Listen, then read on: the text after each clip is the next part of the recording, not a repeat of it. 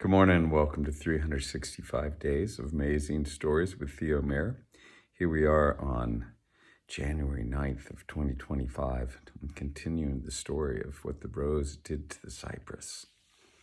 Now, Tamops had lost his head, and news of this tragedy reached his father, who went into mourning for 40 days, wearing nothing but black raiment. He had lost his eldest son, the son that would have inherited his kingdom. But even worse than this, when he came out of mourning, his second son, Quamus, came to him and asked for the same leave that his brother had, to travel by horseback to the city of King Quimus and try to win the hand of Mirafruz by answering the unanswerable riddle. The king did not know what else to do but to let his son go. And so with a retinue, with precious gifts, off his second son went. And you already know that the same ill fate awaited him, as did his elder brother. All went just the same. Perhaps his answer was a bit different, but his head as well soon adorned the battlements.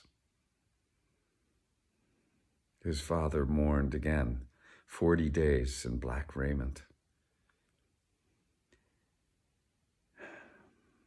Some days passed. And then his third son had become quite angry about this whole thing.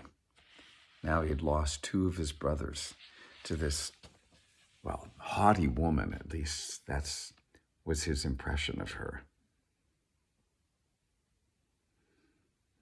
Almas Rubaka was his youngest son's name. And he came to his father, and he said, "Father, I wish you to give me leave. I must avenge my brothers.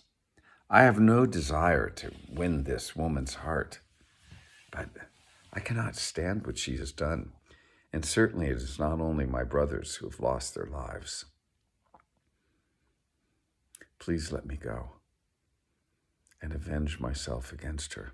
I will find out the answer to her riddle." His father knew there was nothing he could do truly to stop him from going.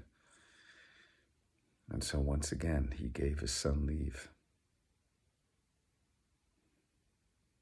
This time, though, Almas Rubaka, he traveled alone.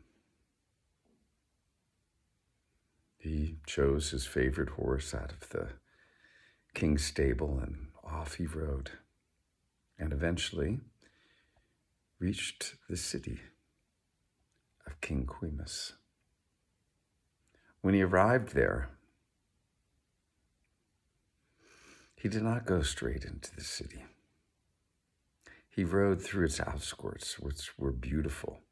Now, I didn't even really tell you about the city of King Quimus. It was beyond anything that any of those brothers had seen before. It was so beautiful. The buildings, the landscaping. Along each street in the center was an aisle of trees and shrubbery, flowers. Fruiting citrus, blossoming citrus that left its incredible fragrance in the streets. Now, each time,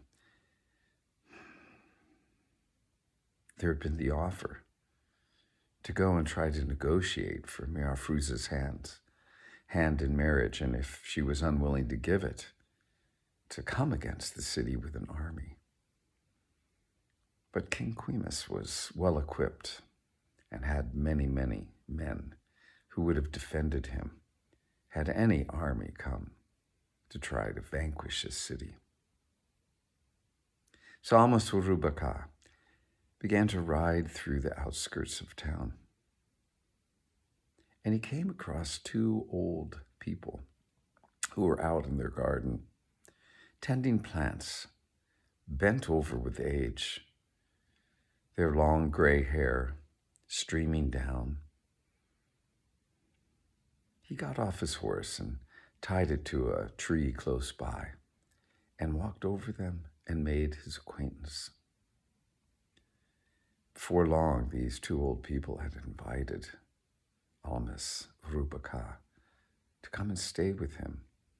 And he put his horse in an outbuilding and there began to make his inquiries into the city and, well, the life of Mirafruz.